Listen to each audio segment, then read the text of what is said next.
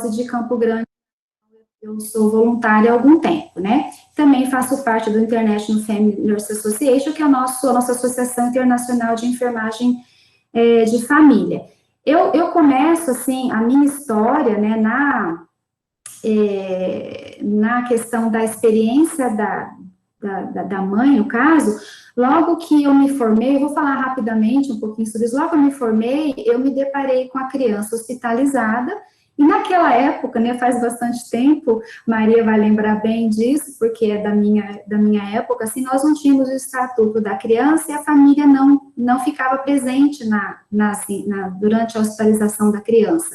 Então, nós tínhamos que assumir, enquanto profissionais, enquanto equipe, todos os cuidados da criança, e essa era uma realidade bastante difícil, tanto para as famílias quanto para nós. Graças a Deus isso mudou, mas o que acontece? Naquela ocasião, enquanto enfermeira, eu acho importante a gente contextualizar isso, porque a gente tem que estar sempre entendendo, buscando compreender os passos que nós damos à nossa profissão e qual é o prisma pelo qual nós olhamos para aquela situação, para o cuidado, e o que nos motiva, né, a caminhar por aquele caminho. Então, né, nesse contexto, eu tinha crianças com deficiência hospitalizadas e que demandavam um cuidado muito intenso. Eu não tinha staff, eu não tinha equipe para dar conta disso, então eu comecei a permitir que as mães, a família, de certo modo, as mães que vinham, né, elas permaneciam com essas crianças durante a hospitalização delas. Isso era mais ou menos em 1988. Tem bastante tempo, né, mas essa era a nossa realidade, né, 87, 88. O que acontece? Nesse contexto delas estarem comigo na pediatria, eu comecei a observar muito como elas se relacionavam com a criança, como que elas desenvolviam um cuidado tão, assim, complexo, e ao mesmo tempo com tanto saber, né, delas próprio para aquele cuidado, e aí, então, eu fui fazer um curso na USP, lá em Bauru, para poder para eu poder ter um maior conhecimento para trabalhar com essas famílias e com essas mães e com essas crianças. Na ocasião, eu fiz um estágio, inclusive, com as crianças sindrômicas, né, lá no Hospital de Pesquisa e Reabilitação lá palatal, e assim, me ajudou a olhar um pouco mais a criança com deficiência, mas ainda não consegui avançar muito na questão da família. Nessa trajetória, eu comecei, então, a me envolver um pouco mais estudando o tema, e quando desenvolvi aqui na universidade, né, eu abri um consultório para atender crianças com deficiência, que era vinculado ao hospital odontológico no primeiro momento, então eu atendia as mães que traziam seus filhos para consulta de enfermagem. E nesse momento, então, eu tinha, assim, muitas mães que traziam com demandas muito próprias, e que eu, então, durante o mestrado, eu busquei compreender como essa mãe, como é que era para essa mãe ter um filho com deficiência. Eu trago isso para vocês entenderem qual que é, então, o meu vínculo, né, como que é a minha trajetória nesse contexto. Então, no mestrado, eu desenvolvi a dissertação que tem como tema, como título, Compreendendo o Mundo Vida da Mãe com o Filho Deficiente. Na ocasião, eu tinha o desejo, então, de compreender o fenômeno que era constituído pelo significado que as mães atribuíam a ter o filho deficiente. E meu objetivo era compreender o que significa para ela, né, ter o filho com deficiência. Eu precisava compreender um pouco mais, e aí, por isso, eu, então, fui entrevistá-las, e utilizei a fenomenologia de Heidegger, né, então eu fiz um estudo de interpretação hermenêutica de Heidegger para poder aprender o significado para elas. E aí, a partir disso, eu trago aqui para vocês, que na verdade, tem vários estudos e vários artigos já publicados que trazem um pouco sobre essa experiência. E o que eu posso dizer para vocês é que, assim, elas, de certo modo, elas desenvolvem um modo próprio de cuidado das crianças, né, e tem uma resiliência que é forjada, inclusive, por meio da adversidade, da facticidade, que é ter um filho com deficiência. Bem, isso colocado, o que elas apresentam nesse momento, né? Ter um filho com deficiência, aí eu queria destacar, assim, que para as entrevistas, quem trabalha com entrevista, né, a Maria deve se deparar muito com isso, é um momento até terapêutico. Eu entendo que a entrevista com famílias, dependendo de como a gente conduz, né, tanto a entrevista para pesquisa, quanto nossa relação com elas na atividade de consulta, ou de encontro terapêutico, ou dentro de um hospital, a gente tem que entender que a gente cria um vínculo quando a gente, de certo modo, lança perguntas, né, que fazem com que elas mexam em coisas que elas vivenciaram e que, de algum modo, modificou a vida delas ou trouxe algum sofrimento. Então, o que acontece com as mães, né, no caso eu estou falando das mães, que se deparam com uma criança, com o nascimento de uma criança com deficiência. Nesse meu estudo, eu entrevistei 5 mães, das 5 mães, 4 tinham filhos com condição de deficiência neuromotora, né, paralisia cerebral, e uma com síndrome de Down. Para mim, não importava o tipo de deficiência, mas sim o contexto que essa situação, essa condição gera para a família, e em especial aqui, nesse momento, para a mãe. Então, eu tive entrevistas, assim, que duraram horas, né, e pelo método que eu escolhi, eu não podia reformular algumas perguntas, então eu tinha que entender o que significava para elas. Eu tive, assim, relatos profundos, assim, de desejo de morte da criança, de sentimento de culpa, de responsabilização, enfim, tá? Então, as narrativas, elas são permeadas de sentimentos de choro, de sofrimento, mas também de entendimento de pertence, de vencer uma situação. Então, aqui são 5 categorias, né? Essa mãe, ela se depara com um bebê real, então ela se encontra com um bebê que não é o bebê que ela idealizou, não é o bebê que ela desejou, e esse encontrar-se com o bebê real é permeado pelo luto, né? O luto que o luto próprio, é o luto mesmo, né? E aí tem vários referenciais que trazem a questão do luto. Tem mães que diziam assim para mim: eu não me sinto sendo mãe. Para mim, eu não fui mãe. Então, eu preciso ter outro filho para me tornar mãe. Eu não sou uma mãe normal porque eu não tenho um filho normal. Então, são relatos que elas trazem neste momento, né? Esse encontrar-se com o bebê real também traz a questão da rejeição do filho deficiente. Embora esse contexto é bem interessante, porque nem todas conseguem expressar a rejeição, porque elas se sentem cobradas no seu papel de mãe e se sentem culpadas por sentir rejeição. Então, a gente tem que permitir, enquanto profissional, um vínculo terapêutico, um espaço de escuta atenta, para que ela possa expressar o que de fato ela está sentindo e até normalizar sentimentos assim, porque senão ela acaba se fechando. Eu tive situações em que a mãe rejeitava a criança de forma que ela desnutriu, ela não conseguia se desenvolver, não por conta da deficiência em si, mas porque não havia vínculo afetivo e maternagem, paternagem, enfim. Então, isso é importante a gente detectar. Também, quando ela se encontra com o bebê real, ela sente tristeza e decepção, é uma tristeza que é profunda, que vem aparecer depois no meu trabalho de doutorado, onde essa tristeza ela é uma tristeza profunda porque ela é constante. A criança não deixa de ser deficiente de um dia para o outro. E essa tristeza e esse luto, por exemplo, permeia essa mãe, né, ou a experiência dessa mãe durante várias etapas da vida dela e fases do ciclo de vida. Quando a criança tem que ir para a escola regular, ela vai para a escola regular especial. Quando essa criança, teve um relato de uma mãe que falou assim: olha, o meu filho está com 17 anos, o meu sobrinho está indo para o exército, e o meu não vai. Então, ela vivia alguns lutos no decorrer da trajetória do ciclo de vida da criança, né?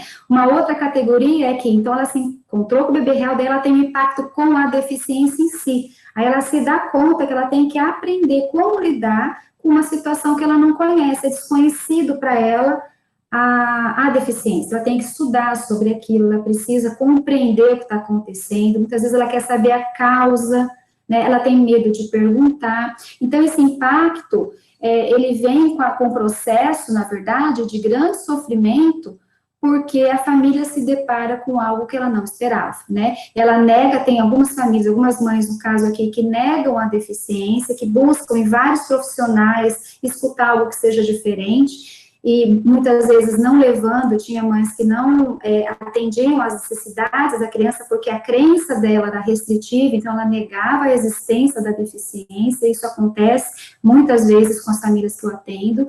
O sentimento de culpa, quando ela tem o impacto da deficiência, ela sempre procura um porquê, né, e ela se acha culpada, ela se sente uma mãe deformada, muitas vezes, porque ela gera uma criança deformada, tudo isso muito entre aspas, mas isso estou falando na perspectiva daquilo que elas me trazem, né, elas vivenciam, isso é uma coisa que chama muita atenção em todo o processo, até hoje, desde esse trabalho eu terminei em 2000, até hoje eu presencio a desinformação e como é que eu posso dizer assim, a falta que nós, enquanto profissionais, fazemos na trajetória, no itinerário dessas mães. Então, elas ainda não conseguem obter informações, e quando elas obtêm, as informações não são congruentes com o entendimento delas. Então, elas não conseguem compreender muitas coisas, né? E isso faz com que elas não sejam empoderadas. A desinformação não as empodera para a tomada de decisão. Então, é fundamental que nós, enquanto profissionais, possamos favorecer uma informação de fato congruente, compartilhada, uma informação que chegue na compreensão da mãe, né?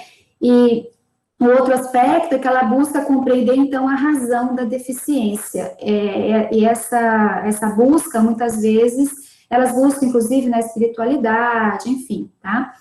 Uma outra categoria, trilhando um novo caminho com o filho deficiente, então, a partir do momento em que ela se encontrou com o bebê, que ela se deparou com a deficiência, ela precisa agir, então, ela precisa buscar caminhos para poder lidar com aquela situação, então, ela vai vencendo a deficiência quando ela leva a criança para uma reabilitação, ela começa a compreender e a observar as potencialidades do filho, as possibilidades desse filho se desenvolver, o potencial da criança, ela começa a observar o que a criança já alcançou, né, o que ela já consegue desenvolver, enfim, ela deixa de olhar a deficiência e começa a ver possibilidades na criança. Ela passa a cuidar do filho, respeitando, então, esse potencial próprio da criança, deixando de comparar com outras crianças, e ela tem medo aí, nessa situação já, de perder o filho, ou seja, se no momento havia o desejo, muitas vezes, que a criança sumisse, porque acabariam os problemas dela,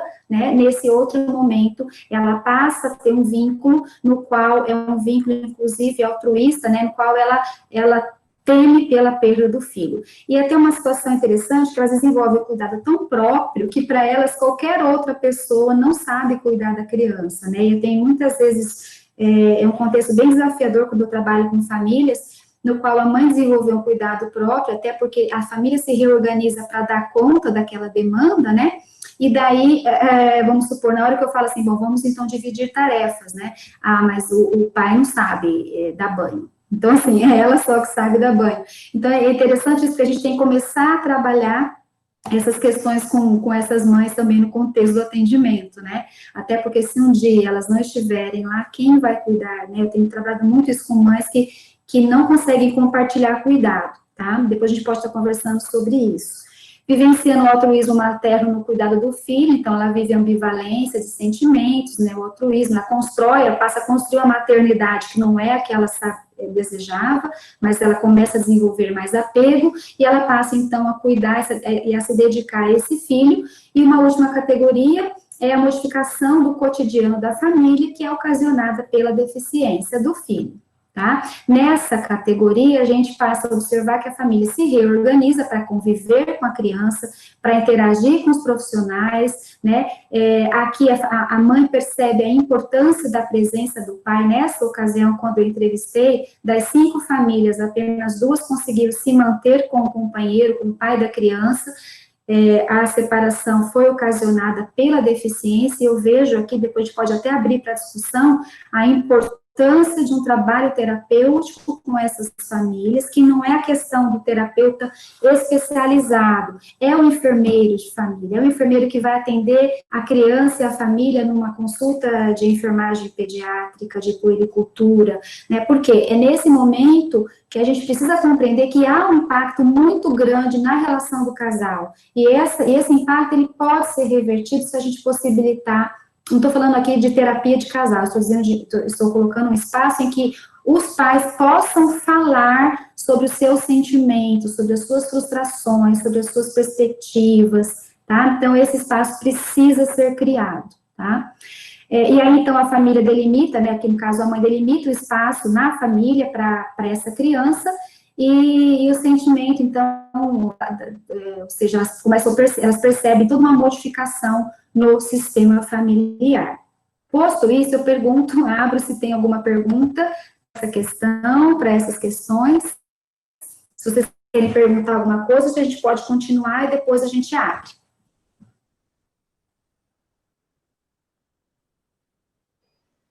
Continua? Oi, professora, tudo bem? Aqui é a Sofia, eu tenho uma pergunta. Oi, Sofia. É do slide anterior. Oi, Sofia. Ah, tá, pode perguntar. Tem todas essas fases, isso é tipo um contínuo ou tem momentos que elas retornam para outros momentos? Então, por exemplo, voltam a sentir negação ou culpa? Como que É ótima pergunta. Não é linear, Sofia. Isso acontece, elas vão se adaptando, né, porque cada dia e cada fase é uma nova experiência, até por isso que não é estático. Eu atendo famílias, vamos supor, tem uma família que participou desse estudo que o menino tinha 17 anos. Quando eu fiz a pergunta, eu fiz para todas igual, como é para você ter um filho com deficiência? Ela lembrou lá do nascimento dele, como foi para ela? Então, assim, é muito marcado, né, a vida dessas famílias, ela é marcada por desafios constantes, superações constantes, mas também com processos de luto. Mas veja, esse processo de luto, ele é sim, de certo modo, ele é vencido em algumas fases, tanto que ela ressignifica a situação. Por isso que o trabalho de um profissional bem preparado, do enfermeiro, que trabalha com intervenção familiar, é importante, porque ajuda a família a ressignificar crenças restritivas com relação, eu vou falar um pouquinho disso agora para frente, tá? Mas você pode pegar, assim, famílias que, vamos supor, que já passou por algumas situações, mas que se depara novamente com uma situação que está desafiando a capacidade dela de manejo. Eu parto do princípio, eu não, né, outros autores, que a família tem competência para superação, mas, e habilidades, e forças, e recursos sociais, e apoio social, etc. Mas, por vezes, ela precisa de uma ajuda profissional, uma ajuda instrumentalizada para que ela possa manejar de modo a fazer emergir seus elementos de resiliência, tá? Então, não é assim, acontece assim, exatamente assim, tá? Fica claro isso? Fica assim, professora, obrigada. Até porque esse encontro com o bebê real pode ser no nascimento, como pode ser numa criança que sofre um acidente doméstico e acaba se tornando uma criança, né, com uma deficiência, enfim. Então, ela se depara com uma situação. Nesse caso aqui, eram mães que tiveram filhos, né, as crianças tinham nascido assim, tá? Mas esses aspectos aparecem em vários estudos, ok? Posso prosseguir ou mais alguém gostaria de perguntar? Por enquanto, não temos nenhuma pergunta no chat, mas se as pessoas quiserem abrir, igual a Sofia fez, fiquem à vontade. À vontade. Esse trabalho está publicado, então, né, e aí eu trago todos os resultados, né, no artigo. É um trabalho antigo, tem outros muito mais novos, mas trouxe aqui a minha experiência com esse trabalho, e também trouxe o trabalho de uma aluna que é com relação à comunicação. O que acontece? A comunicação da deficiência, e hoje em dia eu trabalho muito com a questão da condição, também de outras condições, né, crônicas da criança, diagnósticos de câncer, esse itinerário e o diagnóstico, a comunicação ainda é algo que a perspectiva, primeiro que há ainda algo que é muito velado na conversa do profissional, né, não é nossa função dar o diagnóstico, comunicar, mas elas ainda têm sido comunicadas de uma forma que não assegura, eu não estou aqui colocando isso de forma geral, mas algumas famílias que eu tenho atendido, isso não assegura a dignidade, o respeito para com elas, porque o diagnóstico ainda é feito e dado de uma maneira muito com uma perspectiva muito negativa. Então, é fundamental que o momento do diagnóstico, que a comunicação seja muito transparente e que outras pessoas da família possam estar presentes, porque elas não entendem o que o profissional fala, e daí fica aquela coisa, né, a família no impacto e na emoção não lembra muitas das coisas que foram faladas. Então, é importante, e esse trabalho da Luciana traz como que as informações foram pessimistas com relação à condição da criança, tá? Eu tenho visto isso até hoje, inclusive. E aqui tem um outro trabalho de um aluno, o Bruno, ele fez um PIBIC comigo, ele é médico hoje, ele era aluno da medicina, e ele engraçado que aqui a gente está falando das mães, né, mas ele quis ouvir os pais. E aí ele foi, então, ouvir pais de crianças com deficiência, e foi fantástico esse trabalho, depois eu posso disponibilizar, expectativas sobre o futuro da criança com deficiência, percepções paternas à luz da fenomenologia, né?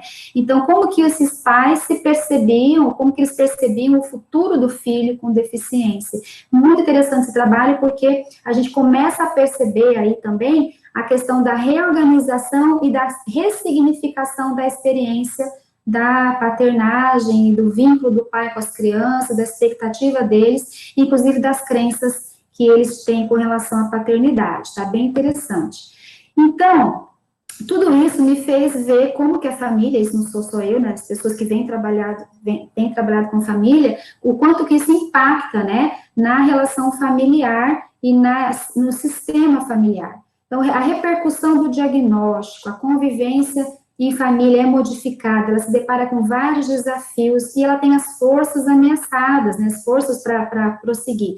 De qualquer modo, um item bem interessante que eu vou mostrar para vocês é a questão de que essas famílias, elas acabam desenvolvendo um modo próprio de cuidado e elas precisam de cuidado, tá? Então, essa família, na interação com a criança, com a equipe, com a própria família, ela estabelece uma forma de agir e de reagir. Aí eu trago, então, para vocês, a família é a experiência gerada pela condição de saúde e doença da criança. Então, essa condição, ela tem potencial para, tá, fragilizar as competências da família, então, a família, ela compromete a capacidade da família para o cuidado. Veja bem, estou dizendo que essa condição pode favorecer, pode possibilitar, tende a favorecer, né, um impacto no qual a família se percebe não sabendo como manejar, não sabendo como lidar, né, não sabendo a quem recorrer. Então, isso a gente tem que ter bem claro, né, a família se sente despreparada para enfrentar ou lidar com a experiência e para manejar as interações familiares. Como uma criança, eu atendi várias crianças com síndrome de Down que tinham cardiopatias sérias e que precisavam de cuidados, ou seja, a família se deparava, então, com a deficiência e mais com a condição de saúde daquela criança, que demandava tanto esforços emocionais, quanto esforços físicos da família, financeiros, enfim, tá? E também tem o potencial de gerar sofrimento, porque altera a história e as interações familiares. Para isso, a família aciona mecanismos de ajustes para enfrentar essa situação, as adversidades, né, e para incorporar essa nova situação na dinâmica familiar, né. Alguns estudos trazem, a gente percebe, que a família também desenvolve o sentimento de vulnerabilidade, ela se sente ameaçada porque ela não conhece, ela perde muito do seu papel de provedor de cuidado, porque ela tem que compartilhar esse cuidado com outras pessoas, com outros profissionais, né? Então, a família, ela recebe pouca informação, e eu estou dizendo que ela não recebe, mas na perspectiva dela, para ela, as informações que ela recebe, nem sempre as ajudam para o cuidado do filho, né, do seu desenvolvimento, e isso gera na família um sofrimento profundo. Esse sofrimento, no que eu tenho visto e que eu tenho estudado, ele surge principalmente pela perda de significado, perda de sentido e perda de esperança. Por isso que é fundamental que nós também, enquanto profissionais, possamos ajudá-las, né, ajudar essas famílias a ressignificar a experiência, a dar um novo sentido, ou encontrar um sentido e a ter perspectiva tanto otimista quanto de esperança. E daí nós temos, à luz do referencial da resiliência, já algumas evidências, né, de famílias que conseguem demonstrar forças e articular bastante contribuição positiva com relação à condição de saúde e doença que a criança tem. Então, elas começam já a entender que aquela situação é uma situação que veio para que elas pudessem melhorar, aquela situação ajudou a família a se unir, aquela condição ajudou a família a ser mais humana, enfim, as famílias trazem algumas já evidências de resiliência ao se depararem com essa condição, ok? Então, eu trouxe aqui uma fala de uma das mães, que ela dizia assim, quando eu perguntei como era para ela ter um filho com deficiência, como tem sido a experiência dela? Ela falou, para mim é ir e vir para a Pestalozzi. Pestalozzi é uma instituição de ensino e reabilitação de pessoas com deficiência, né?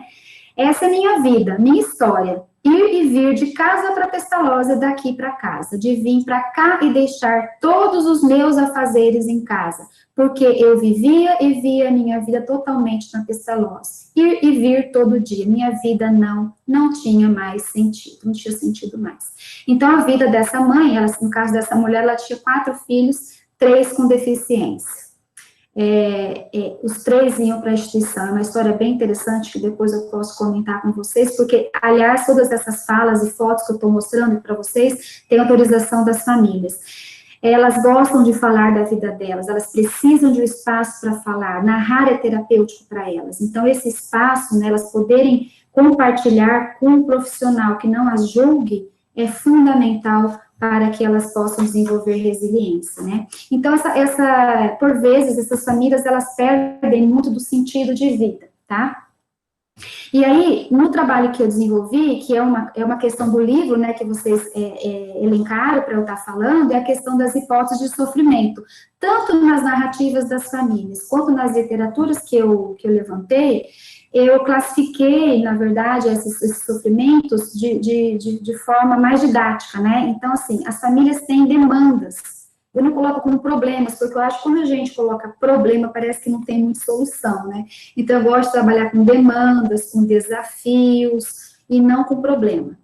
E outra coisa, a gente nem rotular nem a mãe, nem a família, né? Aquela mãe é difícil, aquela família é disfuncional, a gente não pode fazer isso, porque cada mãe, cada família tem uma história, tem um porquê, tem uma crença, tem um prisma pela qual ela vê a situação, por isso que é fundamental que nós estejamos instrumentalizados para dar conta de atender essa mãe, essa mulher, essa família.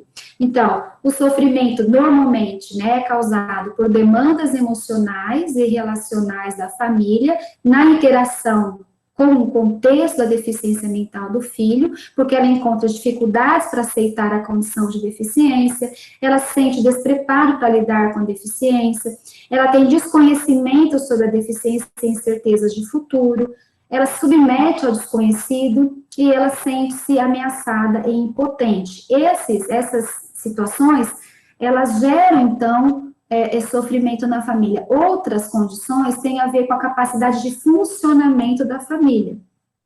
Esse funcionamento é alterado com a deficiência. Então, aí, esse funcionamento, normalmente, ele é permeado por conflitos e rupturas familiares. Muitas famílias, né, nosso atendimento, rupturas de casal, mas também rupturas familiares, desorganização da vida familiar, porque um tem que dar mais conta do cuidado da criança, enquanto o outro precisa dobrar o trabalho, porque um não ajuda nos cuidados em casa, enfim, há uma desorganização também da rotina e da vida familiar.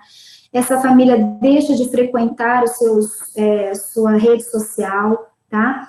Então, é importante a gente estar percebendo essas questões. Há uma sobrecarga familiar também, rotinas estressantes, e aquela família que eu falei há pouco, imagina uma mãe que tem que estar com os filhos todos os dias na Pestalozzi, né, com 4 crianças, 3 com deficiência, né, então é uma sobrecarga, ela chegava em casa, ela não conseguia dar conta de nada, ela tinha que cuidar da casa depois, então assim, é uma situação que a gente acaba impondo mais sofrimento, muitas vezes, as instituições, e aqui eu falo isso mesmo, porque eu conheço bem as instituições de reabilitação, e também os profissionais de reabilitação, e também nós, enquanto profissionais de saúde, impomos uma carga maior à família e à mãe, quando a gente diz que ela tem que fazer assim o assado com a criança em casa. E eu sempre digo, olha, para os profissionais que a gente trabalha em conjunto, ela não tem que ser um enfermeiro, expertise, um fisioterapeuta em casa, ela tem que ser família, né? Então, a gente tem que ter muito cuidado para não sobrecarregar nem as crianças e nem as famílias, porque isso traz sofrimento. A ausência de suporte e rede social de apoio, que nós temos que ajudá-las a descobrir essas redes, dificuldade em tomar decisões, a dificuldade advém da falta de informações que as empodere para a tomada de decisão, ou de informações que não são suficientes, desorientação quanto ao manejo de crise, elas não conseguem manejar comportamento, crise, então há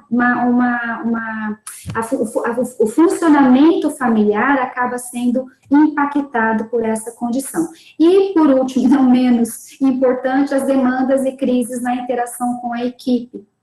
Então, a gente observa até hoje que ainda há falta de diálogo com a equipe. Eu, por exemplo, eu atendi famílias, né, de crianças com anemia falciforme, elas tinham um vínculo muito forte com a equipe da hematologia, mas elas não conseguiam ter diálogo com relação ao comportamento da criança, ao desenvolvimento da criança, as dúvidas que ela tinha com relação à infância da criança.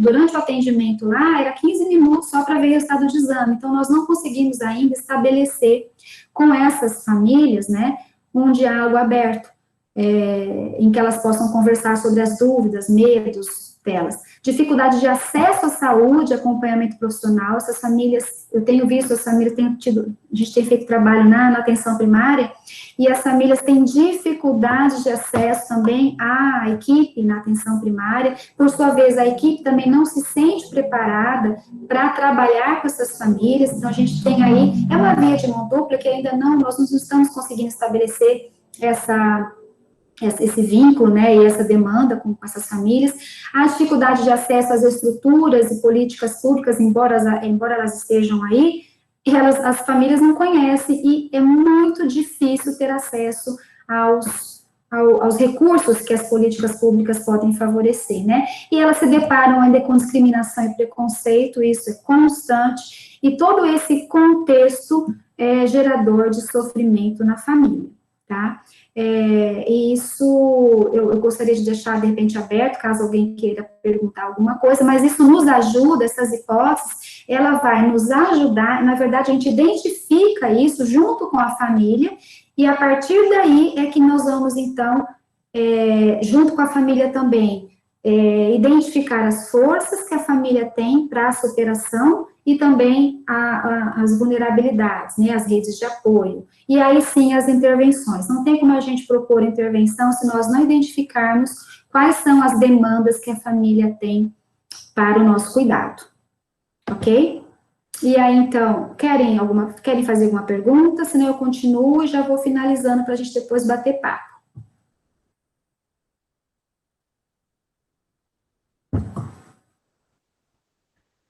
Bem, vou continuar então, tá? Tá ótimo, professora. Tá. Aí, assim, só para a gente contextualizar, a intervenção com família, né, nossas intervenções, elas é a nossa resposta às demandas da família. Então, nós temos que saber, primeiro, por isso que eu falei, como avaliar a família, que uma outra seria um outro momento, mas a gente tem que primeiro estabelecer um vínculo e entender o contexto, entender as crenças da família, compreender como é a dinâmica da família, e para a gente poder propor uma intervenção que seja, de fato, uma intervenção que vai ajudar a família a manejar a situação. Lembra que a mãe, ela está inserida num contexto familiar. Eu não estou aqui trazendo o conceito de família, mas ela está inserida no contexto familiar, comunitário, então não tem como nós trabalharmos apenas a mãe, sem trabalharmos o contexto na qual essa mãe vive, né? Por isso que é importante a gente pensar na família como um todo. E é fundamental que nós possamos estarmos subsidiados e instrumentalizados para ajudar essas famílias. Elas precisam muito desse nosso olhar, né, desse nosso cuidado. Então, a intervenção é o centro da prática com famílias e tem por objetivo ajudar a família a promover mudanças. Por que mudanças? Porque ela muitas vezes precisa de um olhar diferenciado para poder continuar caminhando. Eu trago aqui muito rapidamente, que vocês já viram no livro, que é o referencial marco teórico que a gente construiu para o trabalho com famílias, né? Então, a gente trabalha com o interacionismo simbólico, né? Porque a família é um grupo de indivíduos que está em interação simbólica, né? E que ele acaba dando significados àquilo que ele vivencia, né? E aí nós trazemos o modelo de vulnerabilidade da família, da professora Mandetta Petengil, que ela fala sobre a questão que a vulnerabilidade, ela é o sentimento de ameaça, né, que a família tem por conta da condição da deficiência da criança, porque é o que ela desconhece, e ela perde a autonomia, a tomada de decisão, né? E a resiliência, o modelo de resiliência da From Walsh, ele nos ajuda a olhar para essa família no seu potencial de suportar dificuldades e adversidades e se fortalecer diante disso. Então, o nosso programa de intervenção, eu não vou me delongar muito nessas questões, mas ele tem como prisma esse marco teórico. Então, a definição simbólica da família, né, é o significado, na verdade, que a família atribui à experiência e nesse significado que ela acaba se norteando nas ações e reações que ela estabelece na experiência dela, na vivência com essa criança, com a equipe e com a família ampliada. Essa definição é influenciada tanto pelas interações da família, então, com a criança, com a condição de deficiência, e com os demais atores no processo, equipe de saúde, família ampliada, comunidade, entre outros, e com os símbolos que ela estabelece. Então, a compreensão dessa definição simbólica, atribuída pela família, é fundamental para nós, porque é ela que vai nos ajudar a propor intervenção, que ajude a família a ressignificar a experiência e caminhar a partir disso, tá? Então, esse referencial que subsidia o nosso programa. Então, o programa é uma estrutura organizada que direciona a intervenção com família, de criança com condições especiais de saúde, e que se encontra em situação de vulnerabilidade. Eu vou atender todas as famílias? Não, é aquelas que necessitam de uma intervenção para que as ajude, né, a ressignificar a situação, tá? Então, essa situação é desencadeada nas interações que a família estabelece com a condição da criança, com a família e com os profissionais. Veja, a gente ajuda a família a ressignificar porque ela sabe que a deficiência, ela não vai deixar de existir. Mas como que ela vai olhar essa deficiência, a interação que ela estabelece com a criança com deficiência pode ser mudada. E é esse o nosso papel, tá? Então, o programa de intervenção tem por objetivo fortalecer os processos interacionais fundamentais para estimular o enfrentamento, a recuperação e a resiliência, estimular a capacidade da família para enfrentar situações de crise, aumentando sua competência para enfrentar desafios futuros e criar e potencializar recursos para que ela lide com a experiência e se recupere fortalecida. Então, esses são os objetivos do programa de intervenção. No livro eu trago algumas questões, que é a entrevista de iniciação com as famílias, né, a abertura para essa entrevista,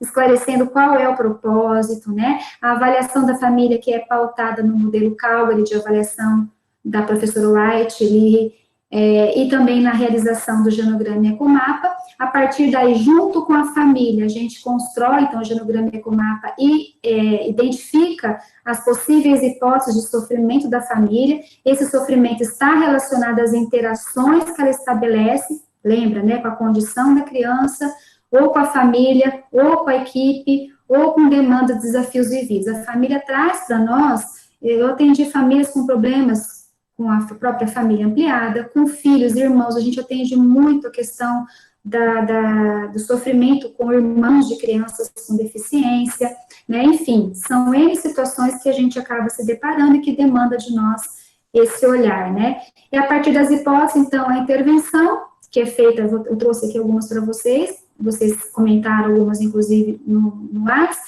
a reavaliação e a finalização dos encontros. Depois, se quiserem, eu posso falar um pouco mais sobre isso. As intervenções que a gente sugere para a família são as conversas terapêuticas, que levam cerca de 40, 45 minutos. É muito interessante essas conversas, a gente tem gravado as conversas. Perguntas de intervenção, que são direcionadas, né, aos domínios dos quais a gente quer estar provocando mudança na família. Trabalhamos muito com as cartas terapêuticas, e essa é uma questão que a gente foi muito feliz, assim, a recepção das cartas pelas famílias, pelas mães. A gente trabalha com cartas de família, familiares, e cartas também individuais, que é quando a gente quer, assim, atingir um membro da família em específico, né? Telefonemas terapêuticos, o Diário da Família, filmes, que são filmes também direcionados a algum aspecto daquilo que a experiência da família nos mostrou, e textos de informação, né? Alguns exemplos, então, a gente traz aqui do programa que a gente desenvolveu: elogiar as forças, os esforços, as realizações, as competências da família. É muito importante que o profissional saiba, porque a gente sempre vê problema, né? A enfermeira, às vezes, assim, a gente é preparado para ver problema, para poder a gente, então, ajudar. Mas quando a gente elogia, mesmo que a família traga algo, vamos supor, eu atendi uma família que a forma dela educar o filho era batendo no filho, né? Então, se a gente fala assim, olha, mas não pode bater, é errado bater, a gente já traz uma questão de quebra de vínculo. Olha, eu entendo que para você essa situação tem sido desafiadora. Bater tem resolvido a situação? Não, não tem resolvido. Aí você abre, você está normalizando uma situação, tipo assim, olha, estou entendendo que a situação para você está difícil de resolver, né? Mas bater tem resolvido? Então, você, de certa forma, você traz a família para uma conversa mais aberta, né? E aí, eu tenho visto que vocês têm se esforçado para garantir ao filho os cuidados que ele precisa. É um elogio, tá? Oferecer informações é uma outra intervenção muito poderosa, porque as famílias necessitam de informações muito específicas. E informar é diferente de aconselhar, né? Então, é importante a gente identificar qual é a informação que a família precisa para que ela possa compreender melhor a situação que ela está vivendo, tomar melhores decisões, né? Encorajar a narrativa da história da família ajuda ela a ressignificar, a repensar, inclusive a se sentir pertencendo à sua história. Quando ela narra a história dela, ela identifica elementos nos quais ela fala, puxa, eu consegui vencer aquela situação, eu consegui caminhar, eu consegui manejar. Então, ela se percebe empoderada em algumas situações, ela consegue se perceber com competência, né? E aí, outras intervenções, como validar ou normalizar respostas emocionais, da angústia da família, emergidas pelo impacto da deficiência. A família tem muita angústia. Estimular o apoio da família, encorajar o compartilhamento aberto de pensamentos, crenças, oferecer novas ideias, mobilizar recursos familiares. Então, são alguns exemplos de intervenção que foi usado e que elas identificam como intervenções que fortalecem a sua resiliência, o ser ouvida, né, que vocês trouxeram, inclusive, para a gente estar conversando hoje. Ser ouvida em sua experiência significa ter o seu sofrimento e história reconhecidos pelo profissional. Uma vez eu perguntei para uma mãe assim, você gostaria de contar como tem sido a sua história, né, como tem sido a sua trajetória com o seu filho? Ele tinha 10 anos, era meu primeiro contato com ela, era um atendimento de consulta, de enfermagem numa instituição de reabilitação. Ela olhou para mim, começou a chorar e falou, nunca ninguém perguntou para mim como era a minha história, como eu me sentia, como tem sido a minha vida. Nunca ninguém parou nesses 10 anos e perguntou. Então, eu fico pensando a lacuna, né, como que essas famílias vão encontrando caminhos e que a gente não tem feito parte deles, e quando faz, eu não quero aqui colocar algo muito negativo, mas quando faz, às vezes faz de forma muito negativa, né, então é importante nós entendermos isso e nos colocarmos para que essa família narre sua história, para que ela não seja julgada na sua história, né, então ser ouvida é ela poder discutir suas ideias, compartilhar emoções, sentimentos, contar a sua história. A gente cria um espaço, na verdade, para que ela possa ter um momento em família, porque quando a gente ouve várias perspectivas, né, a própria família consegue entender a perspectiva do outro com relação à situação vivenciada. E nessa ouvir o outro, a gente consegue resolver muitos problemas de conflitos, né, de Tipo assim, eu não sabia que você pensava assim sobre isso. Então, é bastante importante ouvir atentamente a experiência da família. E isso cria, estabelece um vínculo de confiança muito importante para que a gente possa intervir terapeuticamente, tá? Ser encorajada é fundamental para que a gente possa conseguir que ela caminhe, né? Então, receber elogios sobre seus esforços, ser apoiada em suas decisões, a família se sente ajudada e defendida.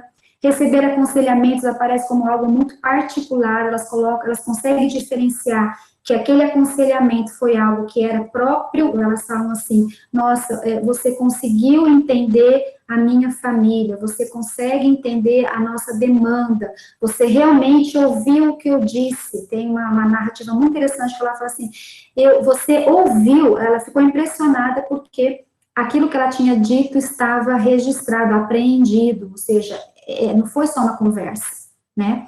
E ter acesso à informação, porque ali ela tira dúvida, ela não se sente julgada.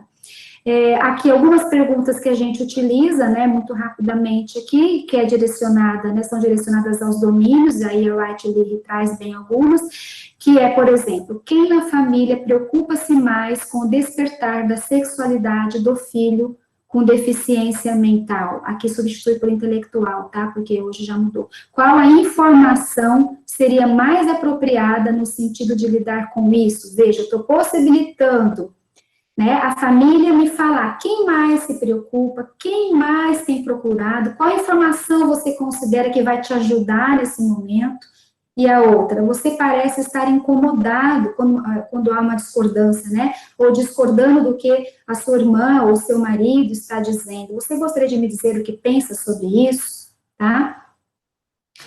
Alguém quer fazer uma pergunta, né, eu vi.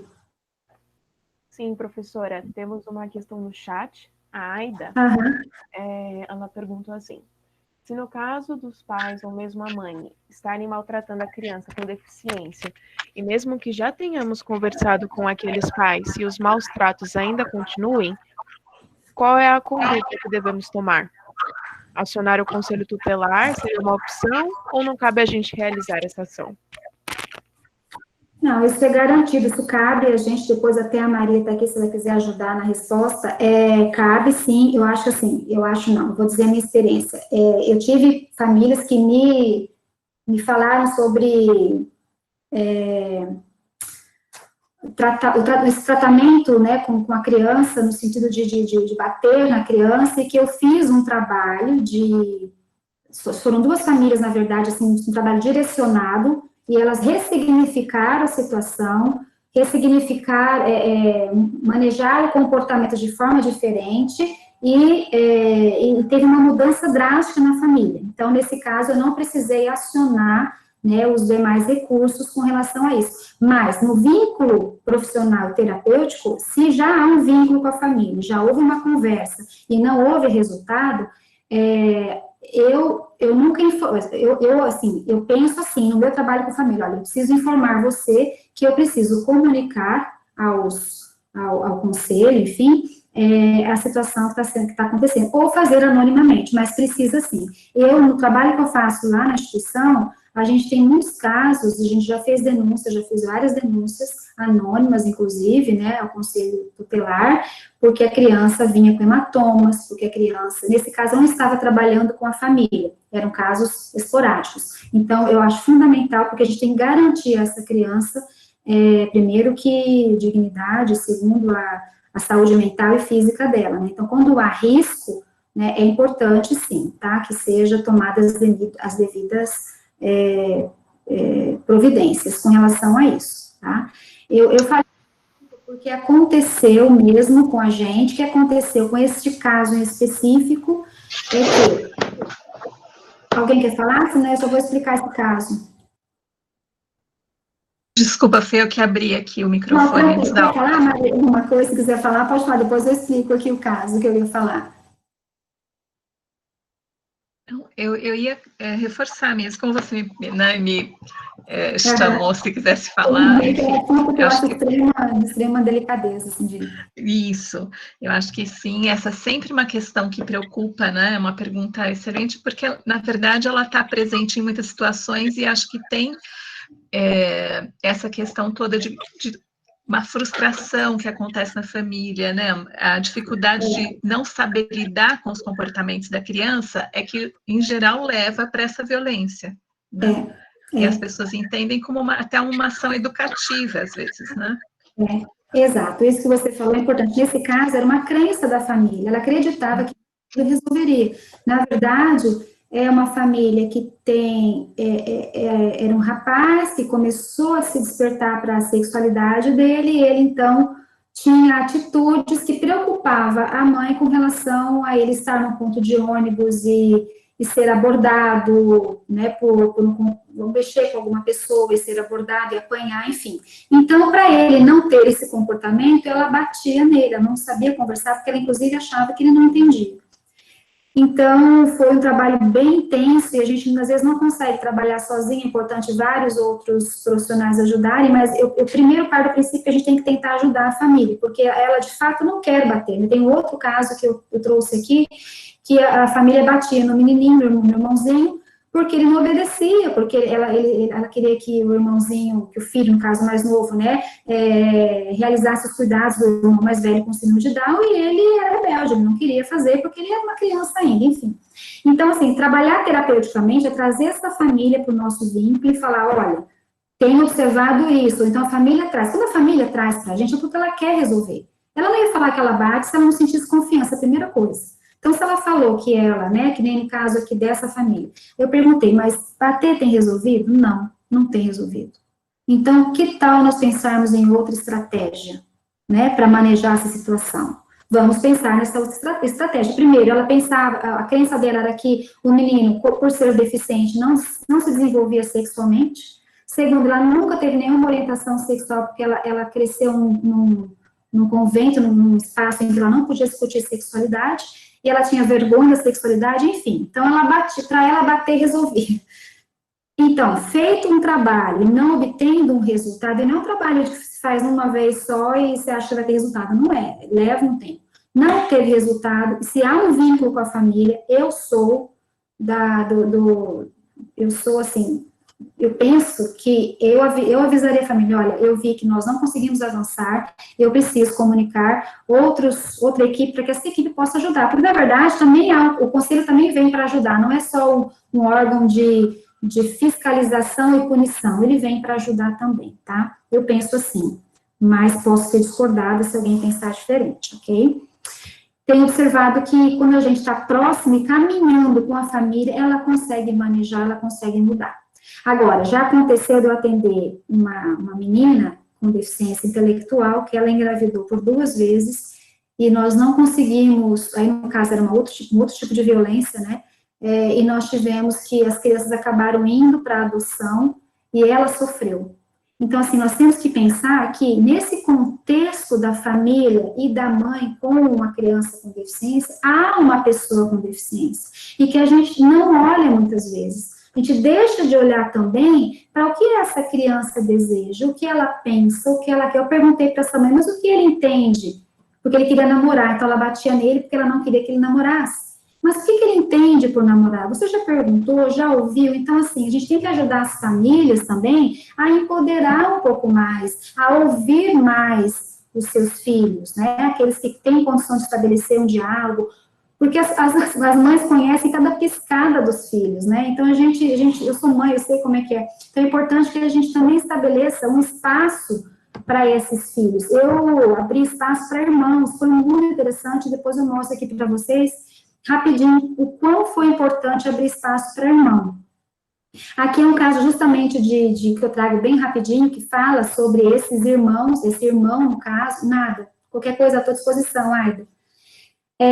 Essa família era uma família que eu até trago o exemplo dela no livro, que é uma família bastante interessante, e ela tinha muita dificuldade em lidar com o comportamento do filho era uma família que tinha uma criança com síndrome de Down, que tinha passado por várias experiências bastante desafiadoras do potencial de resiliência delas, né? E aí ela se depara, então, com um filho com uma síndrome de Down e depois uma outra criança sem a síndrome, que ela não conseguia estabelecer um vínculo com essa outra criança, por quê? Até o vídeo que eu trouxe, que eu queria mostrar rapidamente, espero que, não sei se vai dar certo, vamos ver, ele fala um pouco sobre isso. Então, a hipótese de sofrimento identificada foi que essa família tinha dificuldades no manejo do relacionamento familiar e com o outro filho, sentimento de impotência e fracasso, porque eles batiam e não conseguiam ver sucesso, e temor pelo futuro do filho com deficiência. A definição simbólica que essa família dava para a experiência era que a criança com deficiência é o centro das atenções da família, sendo o foco de todas as ações. Então, tudo que a família fazia e agia era em função da criança, de forma que os demais membros da família, os demais membros, no caso aqui era a criança mais nova, não se sentia incluído, nem pertencendo, ele não se sentia tendo um espaço na família, tá?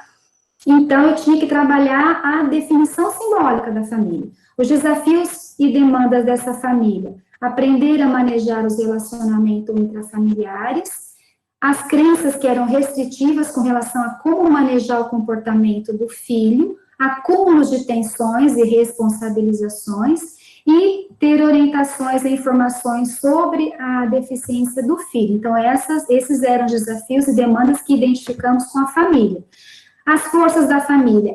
Isso, quando a gente identifica as forças, a gente já está fazendo aquela, de alguma forma, a intervenção de elogio, porque quando você vê com a família as forças dela, ela se sente mais empoderada, né? Ela se sente mais capaz, né? Mais eficaz. Então, as forças, a família interagia, no caso, com seus membros, mantinha vínculos fortes e de ajuda mútua, porque tanto o pai quanto a mãe ajudavam no cuidado da criança, né, com síndrome de Down. Proporciona atividade de estimulação e desenvolvimento do filho com deficiência e percebe-se capaz para buscar recursos profissionais que ajudem no desenvolvimento do filho. Quais eram os objetivos e planos? Então, veja, enquanto enfermeiro, eu preciso identificar tanto as vulnerabilidades, né, o sofrimento, quanto as forças, e tem que planejar. Desenvolver o que na família? Habilidade para que ela se fortaleça, para que ela aprenda a manejar os relacionamentos intrafamiliares que estavam alterados por causa da deficiência do filho. E também para que ela se reorganizasse, a fim de que o funcionamento e a comunicação pudesse ser restabelecido na família. Tá? Essa era a minha tarefa, e daí, no caso do enfermeiro. Então, foram direcionadas intervenções ao sistema de crenças, porque eu tinha que promover mudança no manejo dos relacionamentos, ao padrão de organização da família, isso é potencial de resiliência, a fim de que a família reorganizasse e restabelecesse o funcionamento, e ao processo de comunicação, porque há um silêncio que permeia as relações familiares. As mães e as famílias, elas não conseguem, às vezes, estabelecer um diálogo de escuta um do outro. Então, muitas vezes fica velado. E quando há um diálogo, é um diálogo de responsabilização, de culpabilização, e que isso acaba prejudicando e trazendo mais conflito na família, né? Então, esse processo de comunicação vai potencializar a competência dos membros familiares para expressarem sentimentos, né? Tá? Então, aqui, ser ouvida, como exemplo, né, em sua experiência, e ser ouvida cria um ambiente dialógico para incentivar a narrativa da família sobre sua vivência, sobre seus sentimentos, sobre o que ela já passou, o que ela já fez, né, como ela vê. Então, a gente tem algumas perguntas que a gente pode estar utilizando para favorecer a narrativa da família, né? Então, conte-me como tem sido a experiência da família frente a situações impostas pela condição de deficiência mental de EJ. De que maneira vocês interpretam o comportamento do filho LD, né? Porque daí nós tínhamos aqui uma situação que um tinha síndrome e o outro não. Então, como é que é para vocês esse comportamento, né, dele? Como é que vocês interpretam? Porque eu tinha que entender a crença dela, da família, com relação ao comportamento. Ah, ele é assim porque ele é rebelde, ele é assim porque... Então, entendendo a crença, eu consigo proporcionar intervenções. Ser encorajado, um outro exemplo, elogio as forças, aos esforços, as realizações, as competências no cuidado dos filhos, tá? Então, eu percebi que vocês não mediram esforços para proporcionar ao filho condições de seu desenvolvimento, né? Conte-me quais os recursos que vocês dispuseram, que consideram que os ajudaram a garantir isso, porque com isso eu faço eles perceberem o quanto eles já conseguiram avançar, né? E a identificar novos recursos, novas redes de apoio. Outro exemplo é vocês me contaram que passaram por vários desafios e uniram-se para lutar pela família, quando a família está em conflito, né? Como vocês se sentem com relação a terem vencido tantos desafios? São perguntas que proporcionam vínculo e ajudam a família a reorganizar a experiência. Não, tem aqui. Mandei no WhatsApp do reitor. Não, vou ver. Vai ser livre. Gente, ok. Aí, por fim, ser encorajado e receber aconselhamentos, estimular a construção de conexões empáticas aqui, porque havia um conflito entre a família, né, entre os membros da família, então orientar os pais para promover o autocontrole, abrir-se para o diálogo, porque aqui no caso do bater, né, então a gente teve que estimular a questão do autocontrole, o diálogo, evitando explosões e agressividades, diante das situações de conflito do comportamento de rebeldia do filho. Perguntas. Eu percebi que vocês sentem-se tristes por bater no filho. Olha que legal. Você tem que favorecer que a pessoa pense naquela situação. Olha, eu percebi que você se sente triste por bater no seu filho. Né? Eu percebi isso. É isso mesmo, né? Quem de vocês sofre mais por causa disso? Como vocês acham que seria a reação do seu filho se vocês conversassem com ele em lugar de bater nele? Tá? Então, são perguntas que fazem com que a família pense, nos fale e reorganize, e nos dá a possibilidade de, olha, bater, aí a gente traz a questão da informação de que aquilo de fato não resolve. Enfim, nessa situação, as intervenções que foram várias, né, ela modificou a significação da família e ajudou a melhorar a comunicação intrafamiliar, a família aprendeu a manejar os conflitos, se abriu para compartilhar emoções, de um falar para o outro como se sentiam, né, e aceitou as diferenças entre os filhos e entre eles. Aqui uma narrativa da família, eu tinha que bater no LD, para ele melhorar, mas não ajudava. Cada dia que passava, ele ficava pior. Parecia que nunca ia mudar a nossa vida. Hoje, ele está compreendendo mais. Ele entende o irmão dele, ele conversa com ele, mudou o seu comportamento para melhor. Ele entendeu por que o irmão dele é assim. E também hoje ele chega em mim e fala comigo, que antes não falava, agora ele mudou. Eu sinto mudança sobre o LD, que o pai não precisou mais pegar o cinto para ele. Então, depois de um processo de intervenção, de participar do programa, a gente fazer esses encontros, a família ressignificou, remodelou, a família mudou o manejo, né? Então, houve uma mudança significativa que permitiu que a família configurasse de uma outra forma a educação dos filhos. Eu vou tentar passar esse vídeo, que a gente não conseguiu, né? Mas vamos tentar aqui rapidinho. Se não der certo, vocês me falam que eu paro aqui, tá? Um momento. Alguma pergunta até aqui?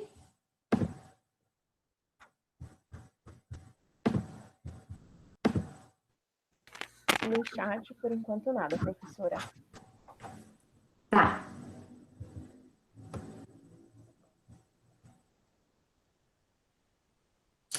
Se eu conseguisse abrir o próprio vídeo, deixa eu ver, peraí. Só um minuto.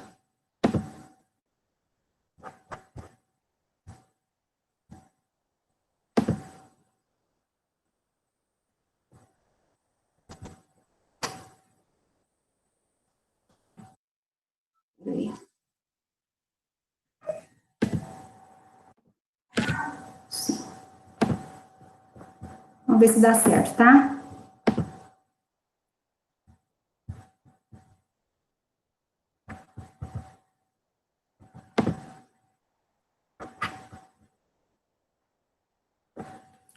Tá aparecendo na tela? Sim. Eu vou colocar o som.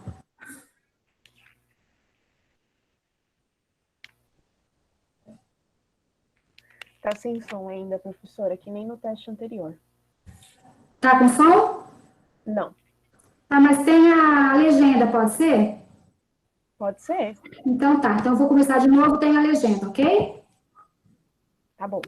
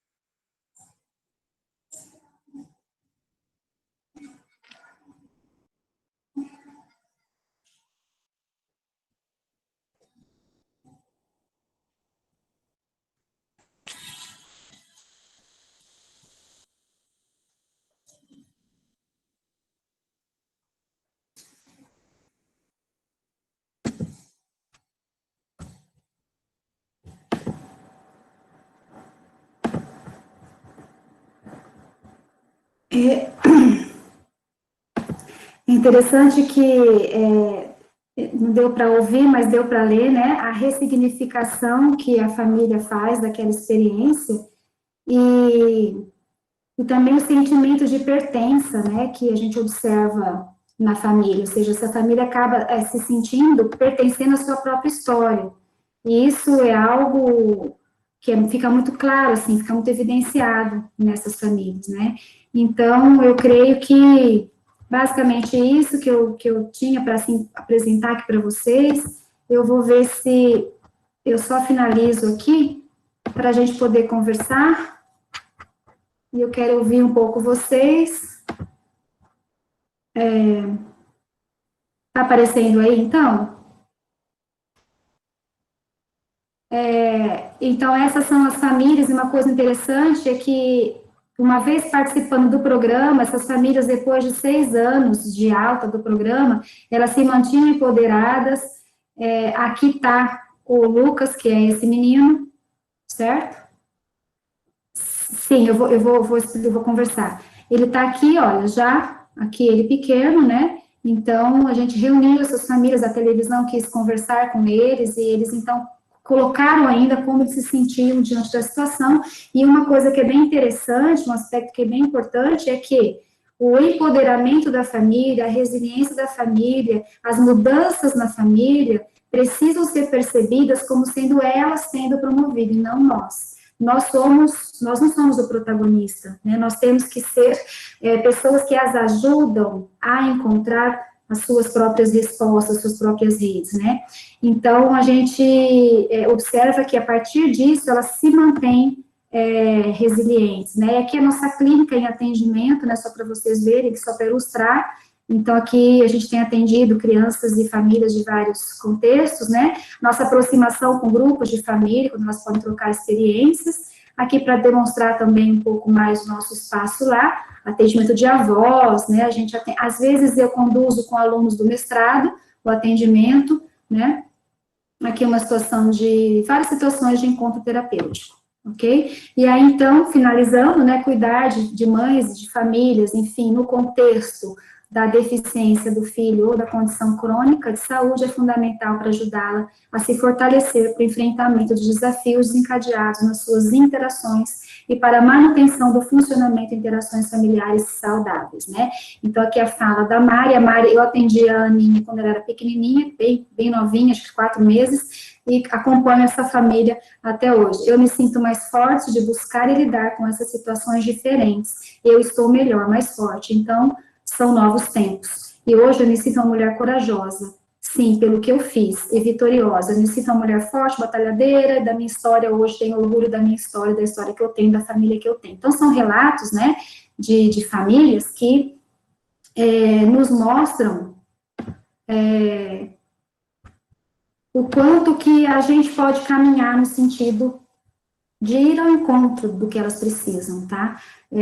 Eu trouxe, então, esses aspectos, gostaria de saber se era isso, Ana e Miki, que vocês estavam pretendendo que eu falasse. Eu falei demais, acho que deu mais de 1 hora, e daí tá aberto, então, para vocês. Queria, mais uma vez, reforçar que as imagens, o vídeo, as falas, todas são autorizadas pelas famílias, tá? Elas têm o maior prazer quando a gente divulga, elas se sentem muito, assim, contribuindo, e as cartas terapêuticas foi interessante porque elas falavam assim, que elas se sentiam como se tivessem recebido um certificado de competência de vida delas com a criança, ou seja, alguém reconheceu a história delas. É bem legal a carta terapêutica, no livro tem também. Então, estou à disposição para perguntas, para bate-papo, enfim, tá? Muito obrigada. Professora, nós que temos que agradecer, na realidade você superou as nossas expectativas com essa conversa enriquecedora.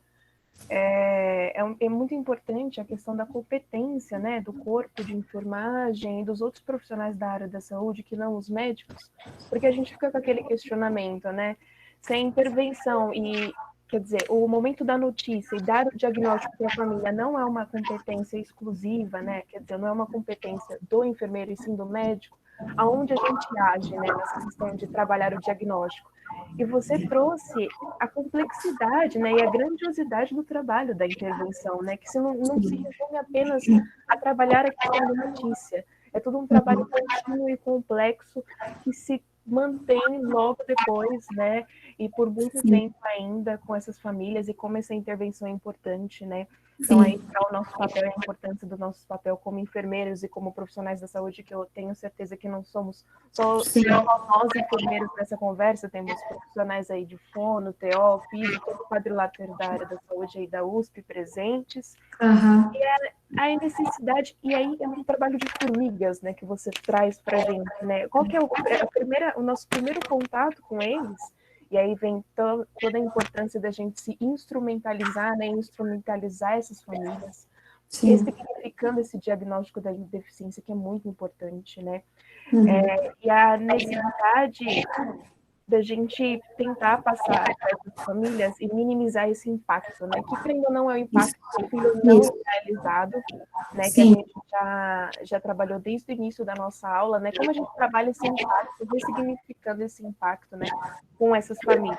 E como é importante também nessa questão do manejo dessa crise, que você traz muito bem, né? Como a gente ressignifica o manejo dessa crise, através da construção de um vínculo terapêutico com essas famílias e na construção de um espaço para as próprias famílias, que às vezes elas não conseguem, no núcleo familiar, terem um diálogo entre elas, e como a importância da gente promover esse diálogo no núcleo familiar é super importante, até porque a gente colocou como tema dessa aula, né, como materno, principalmente, mas como a gente luta, porque até a gente coloca materno, né, a mulher acaba perdendo aí a sua identidade, né, por essa sobrecarga e de colocar todo o peso, né, dessa sobrecarga de cuidar do filho, né, então a mulher até perde seu papel social e se torna só mãe, né, como é que a gente faz papel social de volta para essa mulher, né, capacitando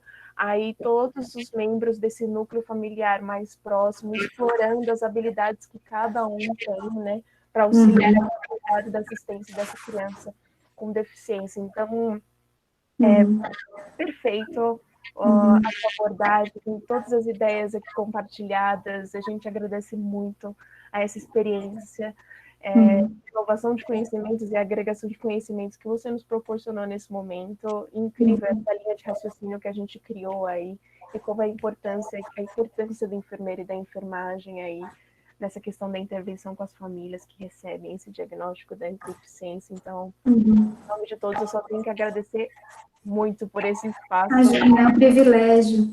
Eu queria destacar, Ana Laura, porque teve uma pergunta aqui de outros irmãos, né, se eu havia entendido. No caso desse vídeo que eu passei também, depois eu falo da outra família, era interessante porque esse menino, eu posso falar porque a família autoriza, né, ele tinha 10 anos, né, e o irmão com síndrome de Down já estava, acho que com uns 15, eu acho. E nesses 10 anos, a família ia e voltava para a instituição para levar ele para fono, TO, psicólogo, aquela coisa toda, que é aquela família muito cuidadosa, mas ele não entendia o que estava acontecendo, e eu perguntei, eu trouxe a crítica da família, ou seja, a situação da família era a rebeldia dele, né, e eles não sabiam como lidar. Tanto que aparece bem depois que a gente não sabia mais como lidar, era uma família que já estava se desfazendo, por conta das brigas entre o casal, porque um batia, o outro não queria que batesse, o outro, então eles estavam brigando, porque eles não conseguiam entrar num consenso de como lidar com essa criança sem deficiência, enquanto que o outro tinha tudo. né? Tinha cola, ele era mais carinhoso, então a família acabava se dedicando mais. E não conseguia ter um espaço único, específico e privativo com este filho, ou seja, eles não conseguiam entender que essa criança tinha demandas próprias de criança, né? Então, o que aconteceu? Eu perguntei para ele, você gostaria de me contar como tem sido, né, para você, a sua convivência com teu irmão? Ele falou assim, eu não sei o que tanto eles fazem com ele, eu não consegui entender. Aí eu perguntei, você gostaria de conhecer a escola que seu irmão frequenta, né? Os olhinhos brilharam, então assim, aí eu fui com ele na instituição, entrei sala por sala, ele compreendeu o que estava acontecendo com o irmão. Ninguém, por isso que é importante o trabalho multiprofissional também, né, com todos os profissionais, porque assim, essa criança com síndrome, ele tinha demandas próprias, que ele precisava de todas as atividades de estimulação, reabilitação, habilitação, mas em nenhum momento, nenhum profissional teve a preocupação ou teve alguma iniciativa, nesse caso, de chamar o irmão. E eu falo isso, que é engraçado, e aqui é engraçado porque, assim, eu atendo outros irmãos, né? Os irmãos, parece que a família acha que os irmãos têm que entender, já tem que nascer sabendo daquilo, né? E os profissionais também, ou seja, a gente acaba delegando e demandando do irmão uma responsabilidade, uma sobrecarga que eles não dão conta, né? Muitas vezes. E aí eu atendi uma outra família, bom, enfim, aí quando ele entendeu, e a gente conseguiu esse espaço para que ele pudesse expressar sentimentos, e ter um espaço com o pai, ter um espaço com a mãe, a família toda mudou, porque é que nem um móvel, né, a gente acaba afetando um que vai afetando os demais, então nós conseguimos significar. A outra família, um outro exemplo, era uma mãe, que ela tinha 3 filhas, uma com uma síndrome bem rara, e que ela fazia as filhas irem na escola durante o intervalo para ficar com a criança, porque ela temia que alguma coisa acontecesse com a criança durante o intervalo, no recreio. E as meninas estavam na adolescência e começaram a ficar rebeldes também, né, por conta da atitude da mãe superprotetora. Foi uma outra situação que a gente trabalhou o contexto dos irmãos. O problema não era a deficiência da criança, como não era nesse caso, era a interação que a família estabeleceu com essa criança com deficiência que tomou todos os espaços da família, não tinha mais espaço para os outros filhos, né? Então, essa era uma demanda dessas famílias, tá? Então, é fundamental que a gente olhe para os irmãos de modo a permitir que eles, porque eles também sofrem, né? E foi uma coisa que eu levei, uma questão que eu levei a família dele, no caso, a pensar, como será que ele se sente nisso? Como será que é para ele ter um irmão assim? O que ele enfrenta na escola? E depois tem eu posso passar o link, tem essa entrevista que eles fizeram após 6 anos da alta deles no programa, ele fala, o próprio Lucas que falou nesse vídeo, lá ele fala como eles se sentem, depois de 6 anos ele falando, então é bem interessante a gente observar o quanto que uma intervenção, Ana, de um enfermeiro capacitado, de um profissional de reabilitação, direcionada a esse núcleo familiar, é fundamental para que essa família, às vezes, consiga manejar, sabe? Às vezes a família não precisa de muito, mas também não tão pouco, né, porque elas não têm se sentido cuidadas na perspectiva delas, tá? Então, não sei se eu respondi a outra. E hoje, uma dessas meninas, né, que a gente atendeu no programa é enfermeira. Olha só, né? Ela é enfermeira, super competente, né? E isso foi desencadeado lá atrás, quando ela se deparou com esse trabalho todo de família, tá? Então, é muito importante isso.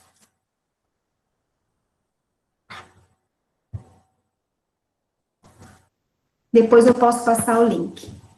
Alguma pergunta? Muito obrigada. Pessoal, dúvidas, questionamentos? Alguma experiência?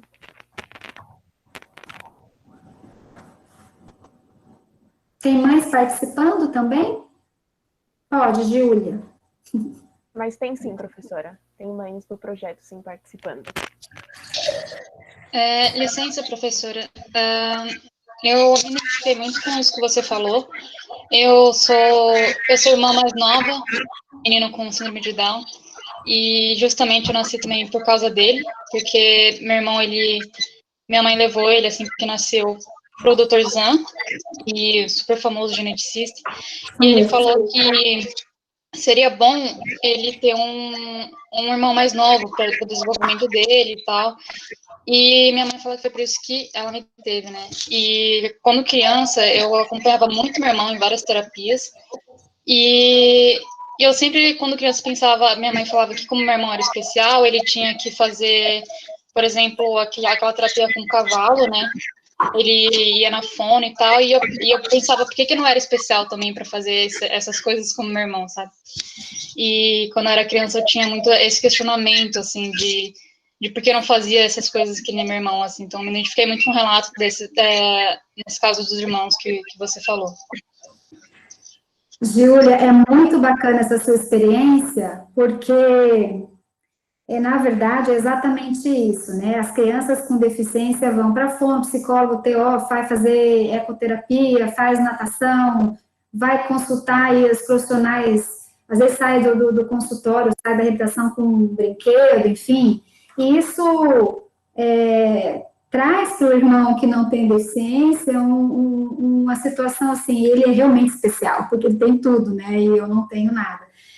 E assim, eu vou contar um relato particular meu, porque assim, eu sou mãe de um rapaz, né, já quase 30 anos, que tem uma surdez congênita, porque eu tive rubéola congênita, né, então ele é surdo, como é que fala? Ele é surdo dos dois ouvidos, enfim, e ele usa aparelho de amplificação sonora individual, mas é interessante que meu encontro com a deficiência foi independente dele, né, porque eu fui trabalhar como enfermeira, e daí eu fui fazer cursos, e daí depois que eu trabalhava já como enfermeira e com a criança com deficiência e a família, é que eu me deparei com a rubéola. Eu vou contar essa experiência porque eu acho fundamental para eu acho que para o entendimento de vocês de o quanto é importante ouvir, né?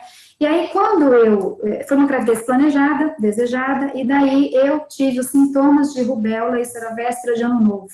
Eu, enfermeira já, trabalhando, e o meu colega médico falou assim, não é rubéola, toda cheia de exantema, que enfermeiro pediatra sabe, né, Maria, como é que é rubéola em criança.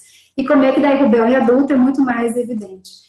E eu treinando que era rubéola, não é rubéola, isso não é rubéola, é 31 de dezembro, você comeu alguma coisa, deve ser intoxicação alimentar, não se preocupe, coisa e tal, tá bom. O Danilo nasceu, eu já era professora de desenvolvimento infantil, também de pediatria, e daí eu observava que ele não respondia a alguns estímulos sonoros naturais da própria idade, né? E eu conversava com os meus colegas pediatras, olha, ele não está respondendo, e o que eu escutava? Angélica, você é a enfermeira mais detalhista que eu conheço. Meninos atrasam, é assim mesmo, tal, ou seja, eu não tenho isso, isso acontece com a gente que é profissional, o que será que acontece com as mães que chegam às vezes para nós e falam, olha, estou vendo algo, e a gente fala assim, não é nada, não, a gente precisa primeiro dar atenção ao que a família, ao que a mãe traz para a gente, pode ser uma coisa muito simples, mas não é para a família primeiro, pode ser para nós, para ela já não é, e a gente tem que dar atenção. Fato é que ele passou todo o primeiro mês, segundo, terceiro, quarto, e eu não conseguia ser ouvida na minha queixa de ele não estar ouvindo. Quando ele teve 7 meses, eu levei um outro profissional, médico, pediatra, vamos fazer uma avaliação de fonoaudiologia. Fomos para a fonoaudiologia, fez a avaliação, mas ele era muito atento, porque, né, desenvolve a inteligência visual, e aí, quando foi com um aninho, onde eu tinha feito meus cursos para trabalhar com crianças e famílias lá na USP, em Bauru, Maria deve conhecer bem lá, eu levei ele para fazer o teste diagnóstico para deficiência auditiva, onde foi constatado rubéola congênita e a deficiência auditiva bilateral. Tá, saiu de lá com aparelhinho de amplificação sonora, tudo bem. Fato é que eu já estava grávida da minha filha quando eu diagnostiquei a surdez dele, então não foi no mesmo caso, Júlia, mas você me fez lembrar o comportamento dela. Aí ele ia para fono, ele ia para fisio, ele ia, fono, TO, psicólogo, enfim. E ela ficava muito incomodada e muito brava porque ela não ia. Daí um dia eu tive que pedir para a fono dele, falei, por favor, deixa ela entrar com ele para ver o que acontece no consultório, o que ele está fazendo, porque ele saía de lá com um brinquedinho, com folhinha, né, e ela queria também. E aí ela entrou no consultório, e aí a fono falou assim para mim depois, não dá, Angélica, porque ela responde tudo, ela está na frente dele, né, então era uma briga. Então, Júlia, o que acontece? independente disso, nós, enquanto profissionais, temos que entender que na família existem reações diferentes, compreensão diferente da situação, demandas diferentes, sobrecargas diferentes. Se já há sobrecarga na família com relação a irmãos mais velhos, muitas vezes, que dirá quando há uma criança com deficiência e outra. Então, no teu caso, no caso de muitas outras irmãs e irmãos, né, nós, enquanto profissionais, temos que ajudar a família a entender que são seres únicos, com sentimentos próprios e únicos, que eles precisam ter espaço para expressar a sua individualidade, sabe, a sua identidade, né? Se nós não fizermos isso, a gente cria uma expectativa, uma ansiedade, uma frustração, uma decepção, um não sentimento de pertença, uma série de coisas que daí os psicólogos podem explicar muito melhor, né? Então, é fundamental que a gente, enquanto profissional, ajude a família a estabelecer espaços para irmãos de crianças com deficiência. Existem alguns trabalhos bem incríveis já falando sobre isso, tá? Então, eu estimulo, incentivo vocês a, nessa trajetória, permitir esse espaço, tá? Maria, me ajuda aí. Ah, que linda, Angélica. Puxa vida, muito rica. Eu fico imaginando que esses meninos estão aqui, todos cheios de vontade de falar, mas estão um pouquinho tímidos ainda, mas aqui porque a aula foi maravilhosa, né? E eu queria só destacar essa questão de que, assim, a gente não sai de uma aula sabendo tudo, né? Sim, nem de um curso de especialização a gente sai sabendo tudo. Né? Mas eu acho que tem um ponto bem importante que a gente precisa, assim, que a gente já pode sair daqui sabendo, é que não dá para ficar com frases de senso comum para as famílias, para as crianças, né?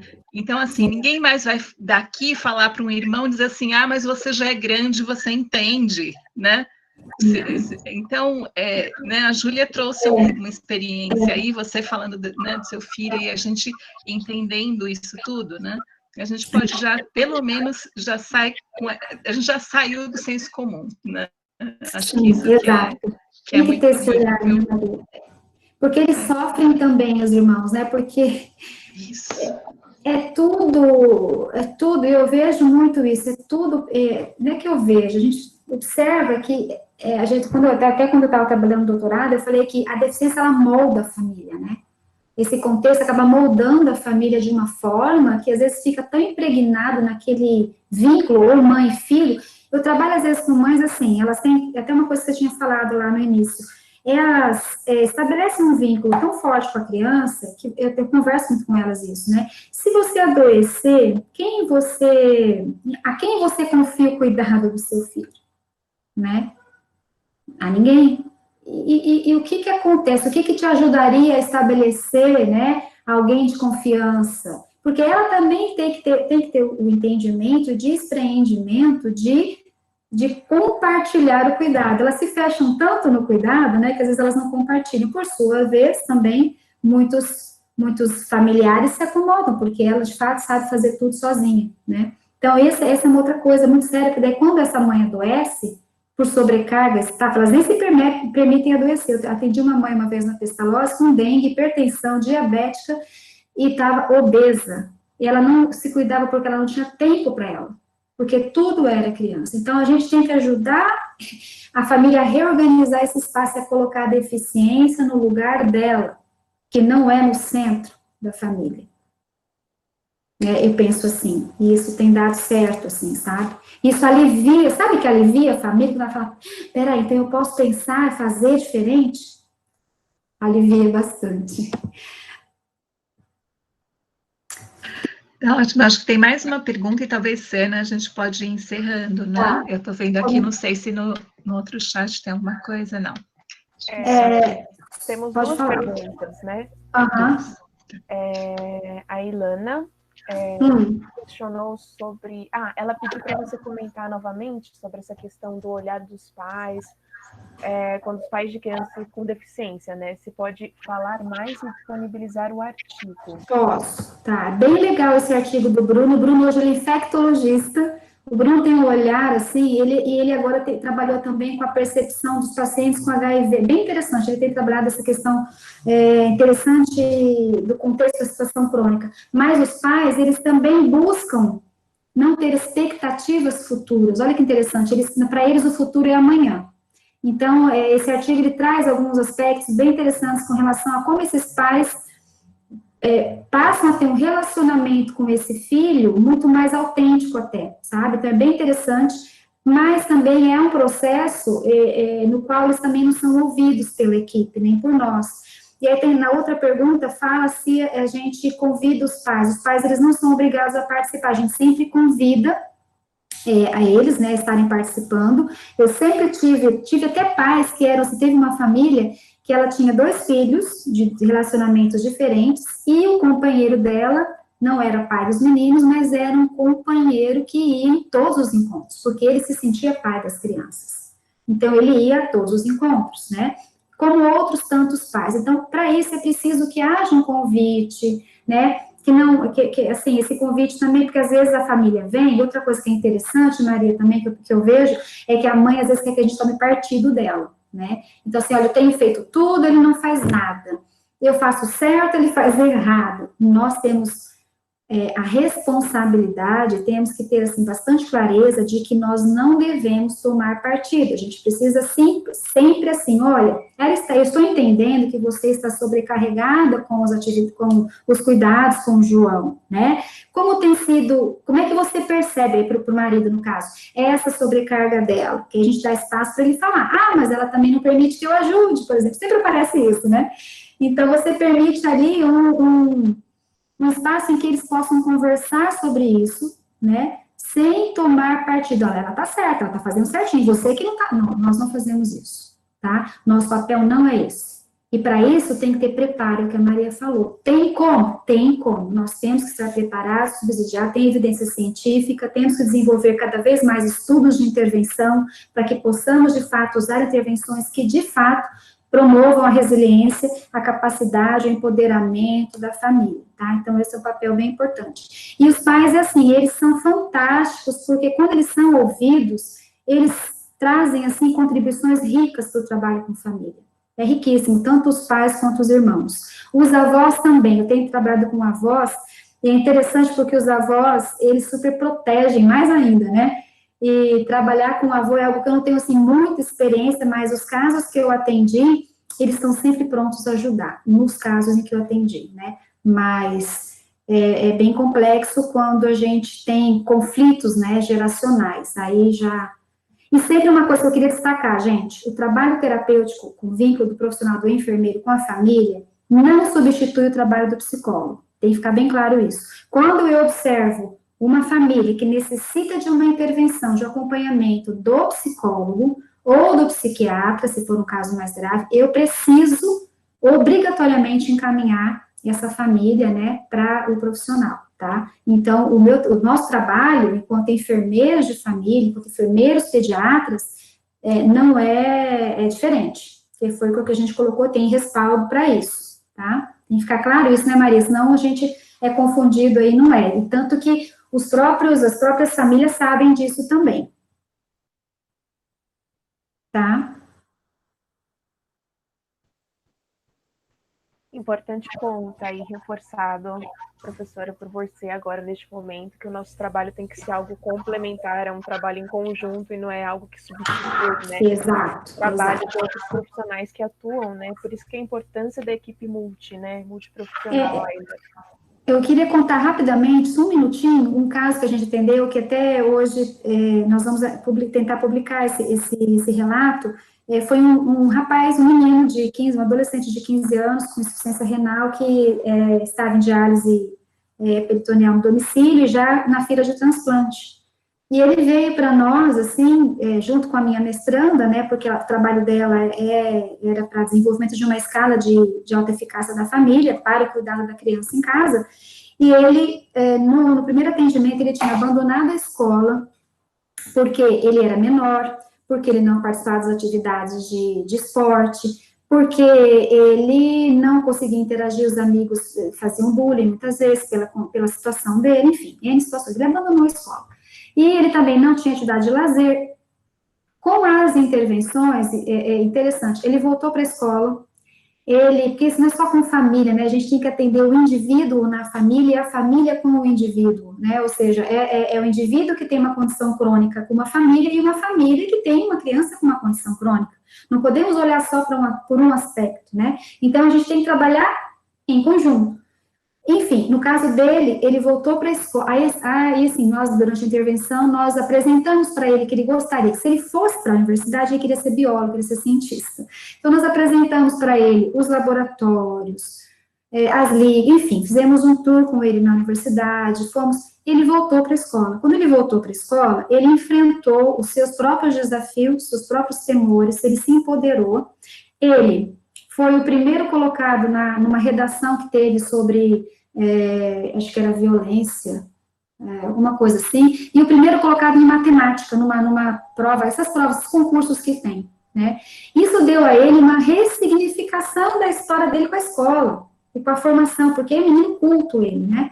E ele conseguiu o transplante, porque ele estava com medo do transplante. Então, veja, às vezes uma intervenção de um enfermeiro, de um profissional que olha para aquela situação, para aquele contexto tão particular daquela pessoa, né, ou daquela família, faz uma modificação que é para a vida dela, né, esse é o nosso papel, um compromisso ético que nós temos, um compromisso moral que nós temos em ajudar essas pessoas, é o nosso trabalho, né, Maria, cuidar, né, cuidar quando aquela pessoa não consegue se cuidar sozinha, quando aquela família não está conseguindo dar conta das demandas de cuidado dela, então nós temos como profissão, mediar esse cuidado, ajudar nesse cuidado. É assim que eu vejo, tá? Então, eu desejo que vocês tenham muito sucesso, até porque a enfermagem é uma profissão belíssima, belíssima. Nós temos, assim, um leque de oportunidades de estarmos com pessoas em momentos felizes, em momentos não tão felizes, e de podermos fazer a diferença na vida delas,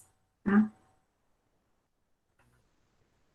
Muito obrigada, professora. Eu que agradeço. Em nome de todos, tanto da Liga quanto dos participantes aqui presentes no dia de hoje, eu agradeço esse momento que foi proporcionado a gente, tão rico, cheio de conhecimento, agregando ainda mais aí na nossa formação e na nossa capacitação como enfermeiras, né, para a gente conseguir prestar esse cuidado de forma efetiva e de qualidade a todos, né. E trazendo também a importância dessa intervenção com a família, né. Então, agradeço em nome de todos. E o chat, o pessoal está falando que maravilha de aula, belíssima aula, foi perfeito, e foi mesmo, superou as nossas expectativas, foi... Eu que agradeço a paciência, a presença, o convite, a companhia da Maria, a companhia de vocês, foi maravilhoso estar com vocês, é sempre muito bom falar do que a gente gosta, né? Sim. Tá, muito obrigada, desejo rever vocês nessa nossa vida, né, Maria? Que a gente já se encontra em tantos lugares, aqui, fora daqui, mas que vocês se sintam sempre motivados a enfrentar os desafios de vocês com essas famílias e estarem junto com elas, tá bom? Muito obrigada, um beijo grande aos professores, aos colegas aí da escola, que eu tenho no coração, tá? Obrigada, Angélica, também. Fique bem, cuide-se. Olha, bombou as avaliações de paixão, né? Que bom, fico à disposição, tá? Beijo grande para todos. Muito obrigada. Tchau, gente. Tchau, boa noite para todos. Boa noite. Boa noite, gente. Boa noite. Beijo. Tchau.